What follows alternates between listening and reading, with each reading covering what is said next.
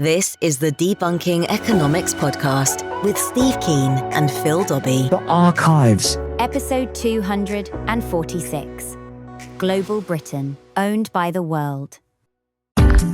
Global Britain.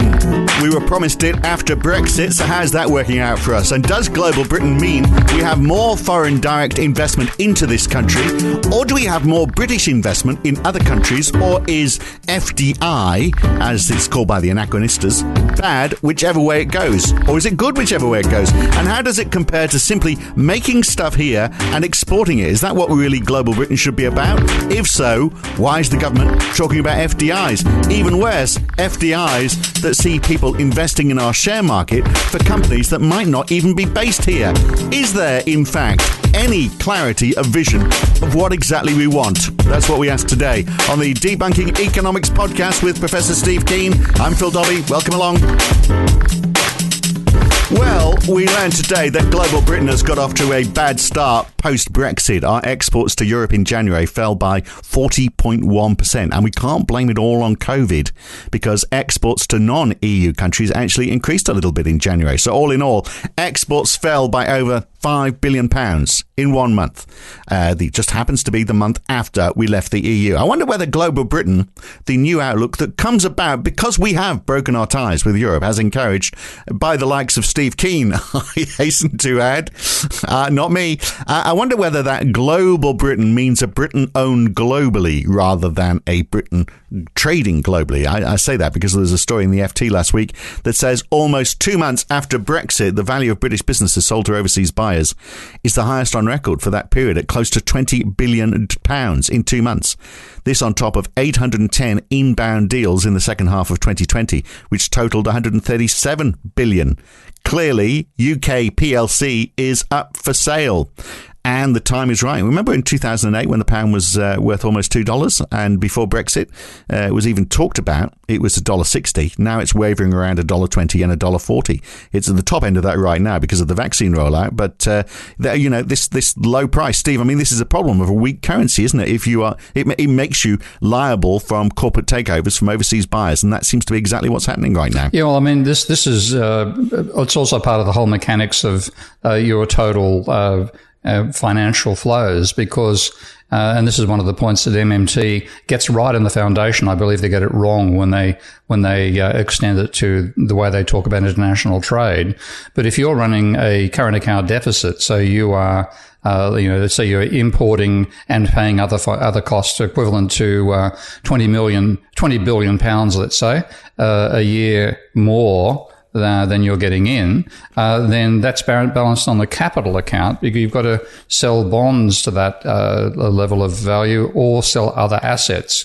And overall, whatever your deficit on the current account is what's called a surplus on the capital account. But what that means is you're selling the you're selling the furniture to cover the cost of food on the table, and when that's. The larger your current account deficit is, the bigger that factor is going to be. But do you have to be selling it, or could you be getting partnerships in, I guess? Because, I mean, the reason often given as a benefit for foreign direct investment is you've got more money coming into the economy. That creates increased employment, an increase in exports, stronger GDP. Everyone's very happy. But, I mean, that is nonsense, isn't it? Maybe that's okay. It's a fairy tale. Maybe in developing economies, perhaps that's the case. But it's a nonsense when you're looking at companies buying up UK companies. Well, it's the usual mistake of thinking everything in terms of physical capital when we're talking about with this international stuff as monetary capital. So there's certainly a link between the physical and the monetary world. But if you take the simplest case of a country running a balance of trade deficit, so it's importing more than it's exporting, then the conventional theory in the world of floating exchange rates was, that'll be taken care by the exchange rate. That the exchange rate will fall. Your imports will be more expensive. Your exports will earn more in domestic, the same amount international, but that'll be worth more domestically, and it'll all be carried by the exchange rate, the price mechanism, which of course is total fracking bullshit. Did I say fucking there? You do usually. I did. You saw it twice in one go. Don't worry. Okay. You probably just does lost it cancel out? No, maybe they do count. If you could put in minus before the second one. I did just the I don't know. One of these days you are going to lose our PG rating or even G rating that we've got. I am. I think I've lost it. In other words, it's nonsense. I mean, the whole idea was when we went to floating exchange rates with the breakdown of Bretton Woods back in 71, 73, that was, there's a lot of things to be said in favour of floating exchange rates when you don't have an international currency like the Bancor.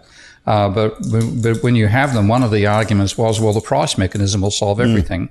So Keynes hoped to eliminate or at least minimise balance of trade and balance of payments deficits and surpluses by setting a rule with the Bancor that a country running more than a 2% of GDP surplus was forced to spend more to bring its surplus down. And the idea was to keep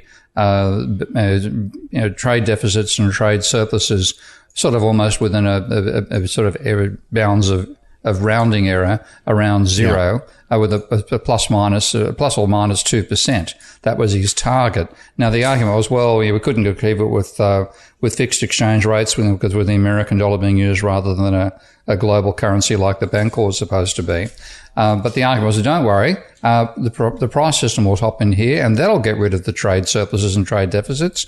We'll see countries with the trade surplus have a rapidly appreciating currency and that'll head them towards zero, and countries with a trade deficit having a depreciating currency, and bang, we'll come out to pretty much zero. How does that work in theory though? So if I've got, what are they trying to say? If I've got if my currency is increasing in value, then that is making my imports a lot cheaper. So I'm going to import more. It's going to make my exports more expensive. Therefore, I'm not going to make as much. I'm just going to import and live off the imports. That's the idea. And if it switches the other way, then you'll stop importing and start producing locally. Is that the idea? Yeah, that's right. Yeah, that's the idea. And the fact that there are obvious time lags and that actually, even if the exchange rate changes within days or months and it takes generations to set up an industry. Exactly. And this is what turns up in what was called the J curve. You're not quite old enough to remember Paul Keating, are you, back in Australia? No, of course I am. Yeah. Oh, okay. I wasn't quite sure whether I loved him or hated him, like everybody else. Well, as for a one-liner, you can't beat him. Yeah. But in terms of economics, my theory about Paul Keating was that he wasn't trained in economics. He swallowed an economics textbook and he swallowed it hook, line and sinker and fell for a whole range of mainstream economic thinking. But one particular thing he became quite avid about was talking about what he called the J curve.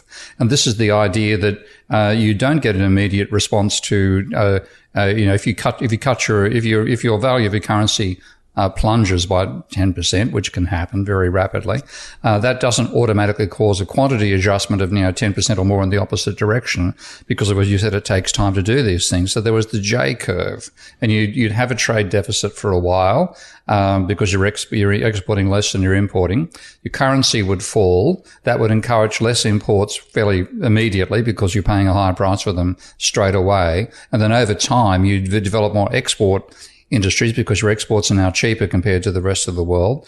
But that would take time, and there you get a J curve. You'd return back to, you'd go from where you are and down a bit initially. That's the impact of at the bottom. The part of the J going down is where you're suffering from the fact that your balance has changed, but you haven't had the quantity adjustments. And then bang, you go up the top and you get to the top of the J and you finally benefit from that. Now that, of course, has worked a charm in Australia. Over 40 years, the trade deficit barely even changed. Yeah. It went, we'd get bigger. We had him, Paul Keating, first of all, talking about Australia becoming a banana republic when the trade deficit was 6% of GDP. It now has finally hit about roughly around zero and slightly positive. But not at all with the alacrity that was assumed by the theory. And of course, you look at countries like Japan, which has been running trade surpluses pretty much indefinitely since the late 1970s, and only had a couple of disturbances when its surpluses due to the oil crisis in 73 and 79. So the whole idea that the price system will get rid of these imbalances is just poppycock. Yeah, well, that's probably a better word than... Yeah, okay. It must say we're on safer territory. Of course, in Australia, it's driven even more, of course, because Australia's balance of trade seems to be almost entirely driven by the price of iron ore. It's either good or bad. Yeah, which it comes down to a couple of commodities. Because they're a commodity exporting nation, then the price of the commodity determines whether they have a boom or a bust on the balance of payments. So do you think... But overall... do you think anyone gets it then, in government anywhere in the world? So if we look at... Because Rishi Sunak, for example, has changed in tune. In 2017, he was saying FDI, foreign direct investment, creates real jobs. Some 70,000 last year alone, of which 70% were outside London, he said. He said FDI raises productivity with new management practices, drives innovation, which fuels our future prosperity. Then... He didn't work in merchant banking at some point, He might have done, yeah. Since he's become Treasurer, last October, he was saying, we've actually got to keep our eyes wide open to foreign investment because of the risk of intellectual property theft by hostile countries, like, I'm not quite sure what those countries would be, like the USA. Maybe Russia? Yeah, or the USA, which are actually the biggest investor in the UK. Oh, no, they're friendly. I know. So warm and cuddly. Look what they're doing to Meghan and Harry. Warm and cuddly. So I don't know. So he's completely turned around his thinking, and he's talking about hostile countries rather than companies, because you can't have hostile companies. But in reality, that's what happens, isn't it? I mean, companies come in, take over other companies. He seems to have suddenly clicked on to actually that might be what foreign direct investment means. Yeah, because it only gets the technological hit they're talking about. If the foreign direct investment ends up with new technology which improves what you're doing. So a large part of, like for China, for example, China made a killing out of getting American companies to come in from offshore, but it was literally coming in from offshore and establishing a new company and bringing their technology with them. The whole objective was to get hold of that technology and also to create a local capitalist class, which they did. But when you're looking at the type of foreign direct investment, let's use another Australian example. I wonder how many of our listeners can tolerate Vegemite. Well, look, if they can eat Marmite. Not you? You're a Marmite man, are you? I'm neither, actually, unless they are spread very thinly and disguised by other things on top. Then I can perhaps go with it. I use layers of... when people see me putting Vegemite on a sandwich, I think I'm putting down mortar for the Great Wall of China. No, the Vegemite was bought out by Kraft, I think. So Vegemite was a quintessentially Australian company. Those who don't know it, it's a yeast extract from making beer, had a high vitamin B content. And it was made into a saleable product in Australia where it's far stronger than Marmite, and became a sort of, one of those things Aussie kids got to eat. Then it was all, local technology that developed. It turned a waste product into a retail product, doing very nicely. And then, not quite certain when it was, but about something 10 or 20 years ago, it was bought by Kraft. Yeah. And then what actually happened, there was no change in the technology, no improvement in that sense. But what it meant was the profits from selling Vegemite went overseas. Yeah. And that's what's forgotten about when you have financial capital taking over your industrial capital. What then happens is profits that used to be retained onshore and might be invested onshore. Suddenly the decision about whether the investment will happen or not would be taken by your country's nationals. Now that decision is made by a different country, and it may be that profits just go overseas and help develop the company that bought the product rather than helping develop the country in which the product was so it only really works when foreign money is being put in to start a company to create something that wasn't there before. If it's replacing something, and then it's, as you say, it's just, even if they are providing technological innovation, is that technological innovation enough to compensate for the fact that all the profits are going overseas? But I mean, what you described in Australia is, happening all over the place in the UK. So Cadbury's is American, all these British brands. Rolls-Royce is German, Dulux is Dutch, Harvey Nichols is owned by a Hong Kong company. Kit Kat is Swiss. The Financial Times is Japanese. The House of Fraser is Chinese. Manchester United Football Club is owned by an American. Where does it end? Well, it doesn't. It keeps on going, because this is my perspective on letting foreign direct investment take over that much of your industrial base. You end up being a country of workers with no capitalists. Not to say there's not wealthy people ashore making money out of the whole process, but you no longer have a local capitalist class innovating. All the decisions are being made and the offshore owners. And this to me can end up meaning that your country grows more slowly than if it hung onto the capital itself, or it balanced its current account and capital account books by selling bonds rather than by selling going concerns. So up to the Brexit decision, foreign direct investment actually had been falling. We had there was 200 billion in 2016, which fell to 66 billion in 2018 and down to 36 billion in 2019, and a massive drop from 200 to 36. But then, as I said in the introduction, it's all turned around again. Now we're back into the hundreds of billions, and I can only assume that is because we know now that there's no tariffs into Europe. So foreign companies are buying their way into the UK as their way of still getting into Europe, and in that scenario, then we're getting foreign investment into companies that are exporting. But as you say, also the profits are going to be exported. So we might have a few jobs, but you'd assume automation is going to be a large part of this. You can understand why, to try and take a slice of the pie, perhaps Rishi Sunak's looking at that and saying, okay, well, the only thing we can do in that case is push up our corporate tax. So at least we clip the ticket. Yeah, I mean, again, there's no, the capacity of companies to evade taxation is obviously legendary. Yeah, just shift and your profits. You don't need it to finance your government spending anyway. The real thing you should be doing, and this is where I differ with MMT, is that I think you should be trying to run a trade at least aiming for a trade balance, if not a trade surplus, because that gives you investable funds you don't otherwise have. And a large part of what's financing, you mentioned Japan, China, Germany, et cetera, et cetera. These are countries running trade surpluses, and the companies that are doing that are building up reserves from international currency reserves on their own, or they're forcing their own central bank to create, euro in return for the surplus dollars they bring in from their trade with America. But the end result is you've got an investable funds turning up, and it may well be that you get a better return by using that to buy foreign companies rather than investing domestically. So you get I think the classic would be the extent to which the privatised British Rail is owned by the Hong Kong government rail corporations of the continent. Well, yeah, So actually, I'm talking about that on my my other podcast this week about the structure of rail in the UK. So yeah, I do another podcast. Every day, by the way, it's thebusiness.co.uk. Just in case you haven't been there yet. But is it really a positive balance of trade? Is it really a trade surplus if the trade surplus is created by companies in your country exporting overseas, but the company itself is owned by a foreign entity? Is that really a positive balance of trade?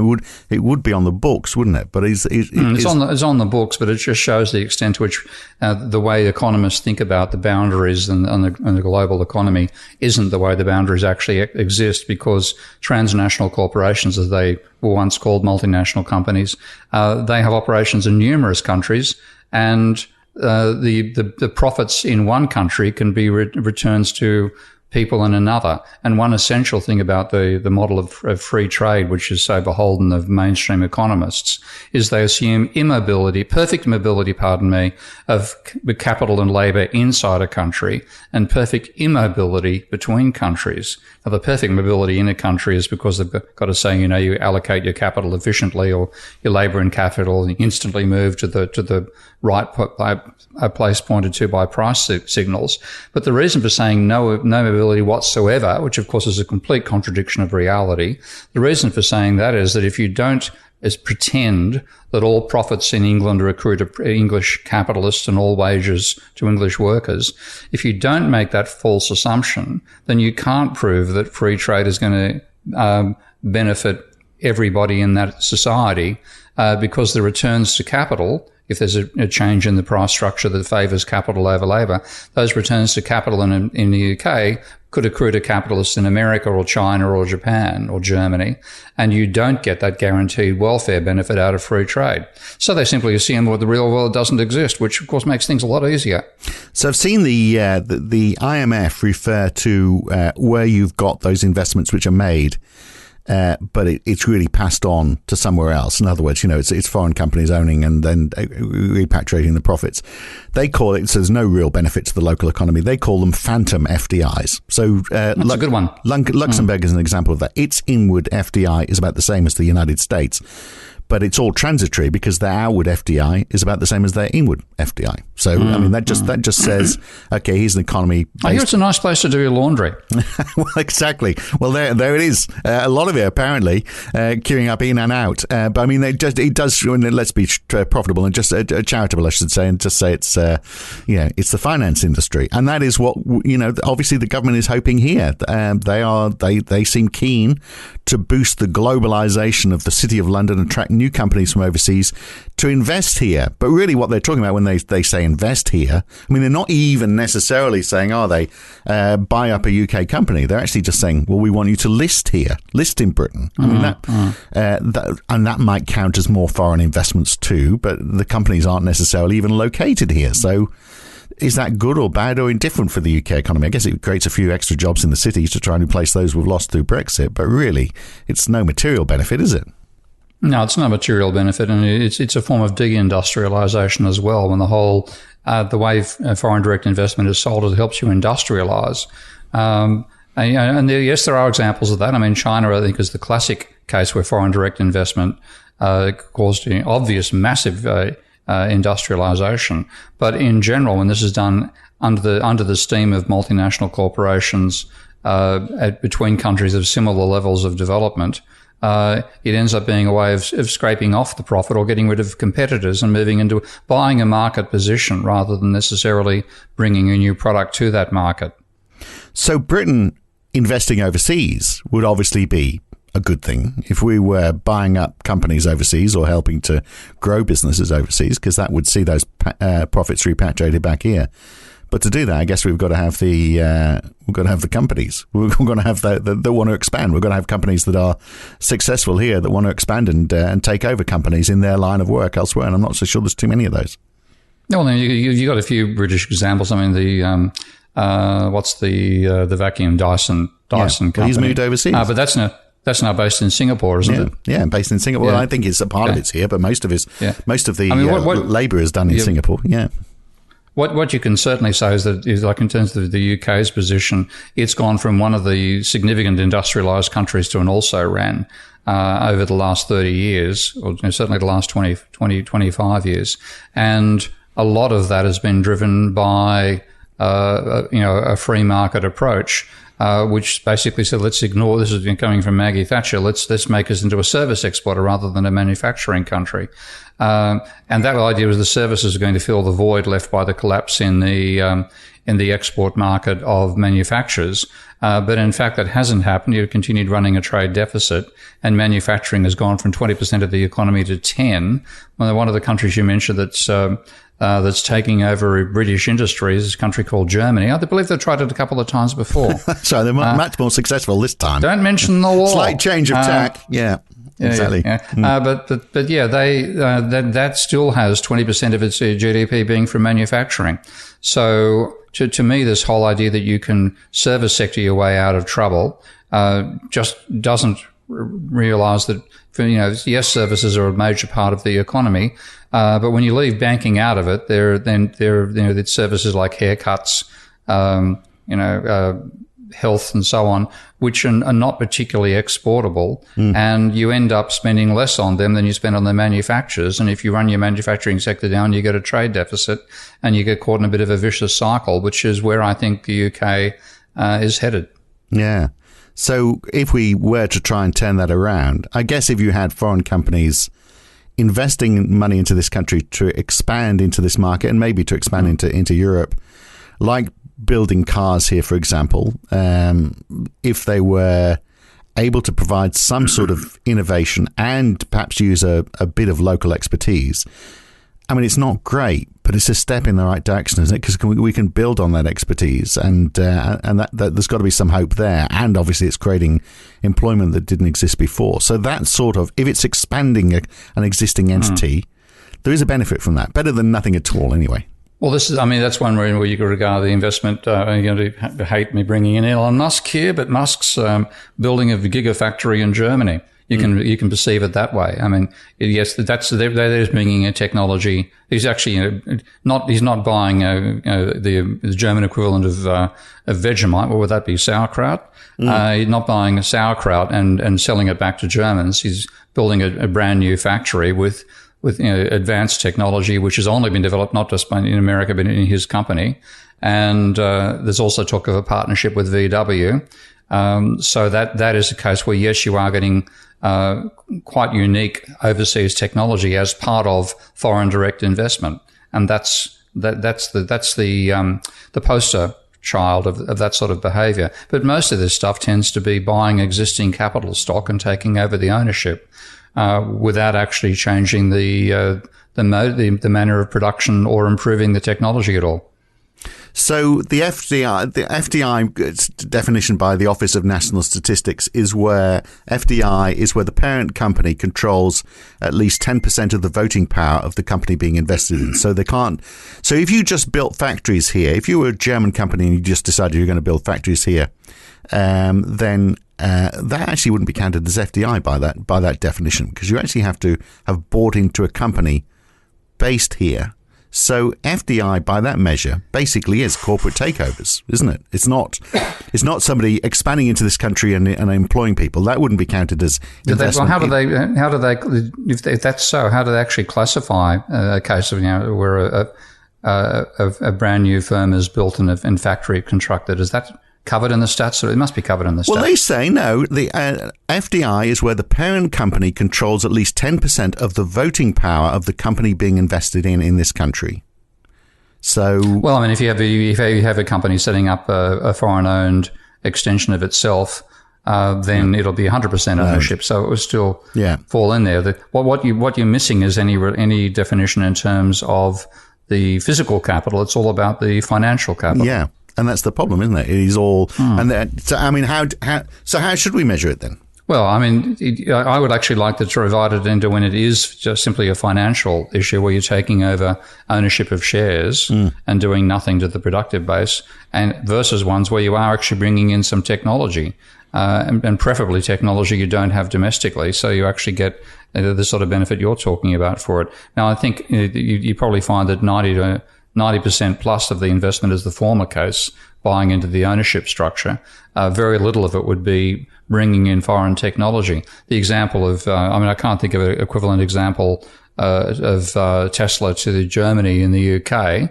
There may be some, but most of the time this stuff doesn't bring any new technology with it. It simply changes the ownership of the firm. Yeah. So every time the pound drops significantly, well, it's a little bit different in these days, but normally when there's not a pandemic going on, if you see the pound drop, the FTSE 100 normally increases. And that's because there are a lot of the FTSE 100 companies are actually companies that own so many businesses overseas, or they're operating overseas and listed on the FTSE 100, that the ability to repatriate those profits with a lower pound helps those businesses on the stock exchange. So there's evidence, isn't it, of where your business is and what exchange rates are, and how complicated that becomes when you're looking at investments overseas. Yeah, I mean it's one of these things which is sold on the poster basis. The brand new factory in Germany example, but the reality is far more frequently the financial. So again, with the stock market has sold its way to a place which actually raises capital. In fact, the amount of new capital raised on the stock market is pitiful compared to the amount of takeover money involved in changing ownership of existing shares. So the secondary market far dominates the primary, but the whole process is sold on the basis of what the primary market does. And on that basis, I'd like to see these things, including effectively a primary market test. Is this improving UK technology, for example. If you let a foreign company invest in one of your domestics, is there a technology quid pro quo as well as a quid pro dollar? So there's a new share. I mean, they're trying. I mean, sadly, the whole focus for this government seems to be, no, we just need to get more investment. It means selling more shares, irrespective of how that works out, even to the point of saying, well, OK, let's find vehicles now where companies can basically raise capital through listing on the share market, even though they don't actually produce anything. And then they can go out and use that money as shopping money to go and try and buy other companies. Which would almost certainly be overseas because there's not too many companies to buy here. So again, it's just transiting through London. It's just another way, isn't it, of getting more listings on the London Stock Exchange? Yeah, and the whole city is, the whole country is dominated by the city. I mean, that's one thing you have to live in the UK for a while to really experience that. But the wealth gap between the city and London itself, and then between London and the rest of the country, is huge. And because the politicians, the financial sector has the year of the politicians in a way that the industrial sector lost long ago, and the workers haven't had since the days of Macmillan. You get policies which support the financial sector coming out. They try to dress them up as though they support the entire country, but it's a bit of a sham. So China, of course, says if you're going to invest in our country, then you've got to have a local partner. It's got to be a 50-50 operation. That was the classic thing with the Chinese. I don't know if they still do it, but I mean, that was quite... that I heard literally from the horse's mouth, or the otherwise known as the management of the Shenzhen Free Trade Zone in 1981-82. If you're going to invest as an American company in the Shenzhen Free Trade Zone, which is China's first free trade zone, you had to have a Chinese partner. They had to own 50% of the business within 5 years, even though they started with zero contribution to the capital. So the Chinese were very deliberate, saying, okay, yes, we want your money and we want your technology, and you've got to give some of the ownership to us. And if I wanted to compare industrial policies, I think I'd have more time for China's than I have for the UK. Well, that was going to be my next question. I mean, maybe it's not quite as enticing, is it, when there's only a market of 65 million people? But I mean, would Britain be in the position to say such a thing here? Look, if you're going to invest in this country, you've got to have a partner. No, because again, in the initial days, it wasn't a case of taking advantage of the Chinese market because there was none. I mean, I had some vivid memories of going through China. Yeah. Pardon? It was just the cheap labour force. Cheap labour force, that's right. No, the UK is getting there. That's right. With shithouse wages. My third swear in one show. You might actually get to the stage where you're the cheap wage enclave off the coast of Europe. But that's not exactly an ambition you should have. You try to be more the island of Singapore than, or God knows what the other island would be. But, cheap wage, making yourself into a second Romania is not to me a particularly sensible way to go when you began with a good industrial structure. Right. So is it fair to say then that more foreign direct investment almost certainly is a bad thing for the UK? Well, I have that attitude. I mean, I know there are going to be exceptions, but I'd be looking for the exceptions rather than the rule when it comes to applications to invest money in a national economy. You've got to say, okay, you expect it to mean your ownership is going overseas. You'll lose a certain amount of control. It better be a good offset for that. And the offset isn't just the fact that you pay the current shareholders a nice, tidy sum of money. But could you also say, well, okay, yeah, there does need to be some control happening here as well? I mean, then you get back to that 50% rule. I mean, to actually be able to say, well, no, you can't you can't close this plant that you've built up because the board's not going to allow it because there's too many Brits on board. Then you get into that 50% rule that China had, and that's not going to wash, as you say. Yeah. So you've really got to make sure the rules are right at the beginning, and so it needs to be stipulated, doesn't it? There's got to be some benefit if you're going to put money into. Wow. If you're going to put money into this, so what are we saying? If you're going to put money into this country, then you've got to show that it's going to create certain benefits for this country, but then that would go against this idea that no, we just want people to list on the London Stock Exchange. We don't really care because that's going to create a few jobs. I don't know, where do you draw the line? Well, I think it's been drawn a long way from where it's currently being drawn. The line at the moment is around the City of London, and everything good has to happen inside the line. And that, this is why the UK has been deindustrialised. Remember, as a kid, one of my favourite shows was called The Plane Makers. Did you ever see it? No, you are talking before my time. Okay, well, yeah. It was about a British company involved in the manufacture of planes. Now, that at the time was not a preposterous comedy theme. Okay, It would be now. There must be some UK manufacturers of some aircraft, I imagine. But Rolls-Royce engines. I mean, there you in the go. days when they were British, were hanging off the wings of most planes. Who owns Rolls-Royce? So the Germans own it now, I think, don't they? Yeah, I know, exactly. But the wheels have just fallen off your Messerschmitt. No, exactly. That's right. But the engine's still there. That's fair enough. So, okay. So I'm wondering where we go with this. How do you implement it in a way which is effective? I mean, how do you ensure that the investment? Because surely you can have both. Surely you can say, well, okay, we want the city to prosper because we need to sell those luxury cars, and someone's got to buy those expensive houses in London. So let's have that. How do you allow that to happen while at the same time saying, but we also, as well as people just investing in this country because they just want to be listed on the London Stock Exchange, how do you also say, but we need to make sure that there's a good growth in the industrial base, and we'll be happy to take money and expertise from overseas to ensure that happens? Well, that's where you start looking at where the holes are in your industrial structure to begin with, and where you need to fill them. And that's where, again, I come back to my admiration for I think there are two databases called the Global Index of Complexity, Harvard and one of the other American universities, and they simply say there are you can see which industries are necessary to support other industries, and what new industries can be generated by combining existing industries, and those are the ones you encourage investment in, both domestic and international. If you can't get the domestic, then you go for the international. But something like that has a look at the overall industrial structure and what you wish to change.